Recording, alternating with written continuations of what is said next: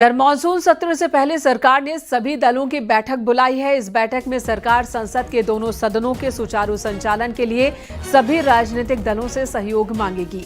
21 जुलाई यानी कि कल से शुरू होने वाला है मानसून सत्र 21 अगस्त तक चलेगा। इस सत्र के दौरान दोनों सदनों की कुल 21 बैठकें होनी हैं और सत्र शुरू होने से पहले आज सर्वदलीय बैठक बुलाई गई है।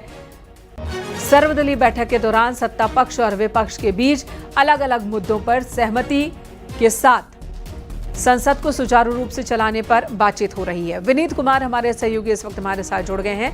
विनीत, एक तरह से ये परंपरा ही है, सेशन से पहले सर्वदलीय बैठक, और यही होती है सत्ता पक्ष की ओर से अपील कि विपक्ष को वो कहे कि आपके मुद्दे, आप अपने मुद्दों को उठाइएगा, लेकिन जो काम है सरकार का जन उपयोगी कार्य उसमें बाधा ना डले। ये कोशिश होती है बातचीत इस तरह से आगे ले जाने की। आज वो कौन कौन से मुद्दे हैं, विपक्ष किन मुद्दों पर अड़ा दिख सकता है, सत्ता पक्ष कैसे समझाएंगे?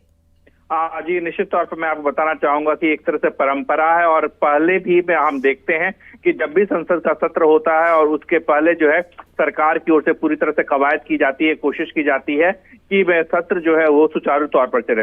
लेकिन एक बड़ी बात यहाँ पर मैं आपको बताना चाहूंगा कि विपक्ष का भी साफ तौर पे कहना है कि वो हंगामा नहीं करते, बल्कि उनके मुद्दे जो है वो सुने नहीं जाते।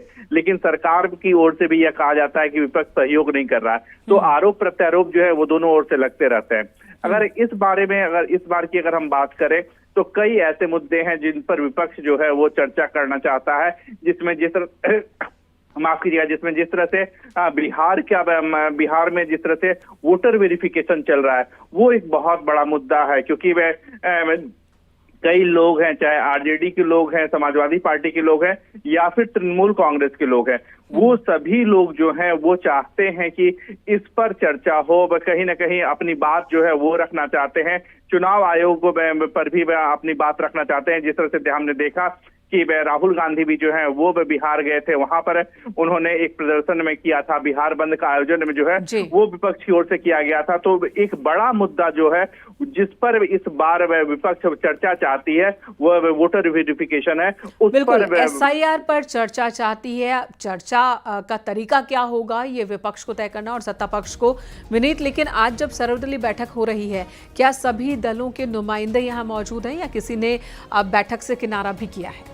जी, मैं आपको बताना चाहूंगा कि लगभग सभी दलों के जो प्रतिनिधि हैं वो यहाँ पर मौजूद हैं। अगर हम बात करें सत्ताधारी पक्ष के बारे में बात करें, एनडीए के बारे में बात करें, तो एनडीए के तमाम जो सहयोगी दल हैं वो यहाँ पर मौजूद हैं। इसके साथ ही साथ अगर हम बात करें विपक्ष की बात करें तो विपक्ष के तमाम छोटे बड़े दल सभी जो यहाँ पर हैं वो मौजूद है, क्योंकि उन्हें यह अच्छी तरह से मालूम है कि एक बड़ा मौका होता है अपनी बात जो है वो सरकार तक पहुंचाने के लिए। बिल्कुल, अपनी बात रखने का और अपनी एकता भी दिखाने का, चाहे वो सत्ता पक्ष हो या विपक्ष का गठबंधन हो, मौजूदगी भी बहुत मायने रखती है। धन्यवाद आपका विनीत, इस वक्त पूरी जानकारी देने के लिए। चंद्रशेखर आजाद को आप इस वक्त देख रहे हैं टीवी स्क्रीन पर, और सभी जो नेता हैं सत्ता पक्ष और विपक्ष वो पहुंच चुके हैं सर्वदलीय बैठक के लिए।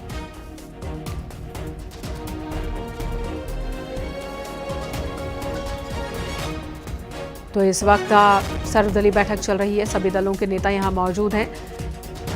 एसआईआर को लेकर विपक्ष अपनी बात रख सकता है, वहीं सरकार की ओर से अपील होगी कि सकारात्मक तरीके से संसद को चलने दिया जाए।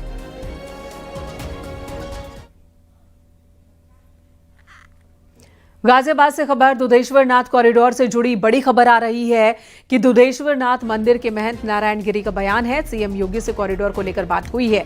मंदिर के बाहर की दुकानें हटाई जाएंगी, सड़क का चौड़ीकरण होगा, अधिकारियों को भी दिशा निर्देश दिए गए हैं।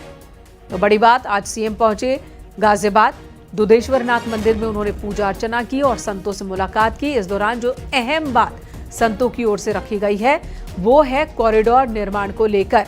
तो कॉरिडोर निर्माण पर बात हुई और मंदिर के बाहर की जो दुकानें हैं उन्हें हटाकर सड़क को चौड़ा किया जाएगा। तो ये देखिए कि हमारा एक सौभाग्य है कि मैं 40 साल से मेहनत हूँ। कावड़ के मेले के अवसर पर आज तक कोई भी मुख्यमंत्री नहीं आया है। केवल योगी जी जो है वो धार्मिक है, मेहनत है और उस दृष्टि को पूर्ण रूप से समझते हैं कि जो भी अपने कावड़ियों की क्या समस्या है और मठ मंदिर की क्या स्थिति है, तो ये जो है एक तरह से अधिकारियों को भी सूचना मिल जाती है और वो भी सतर्क हो जाते हैं। तो निश्चित रूप से हमारा ये सौभाग्य है कि हमारे ऐसे हमें मुख्यमंत्री मिले उत्तर प्रदेश के लिए।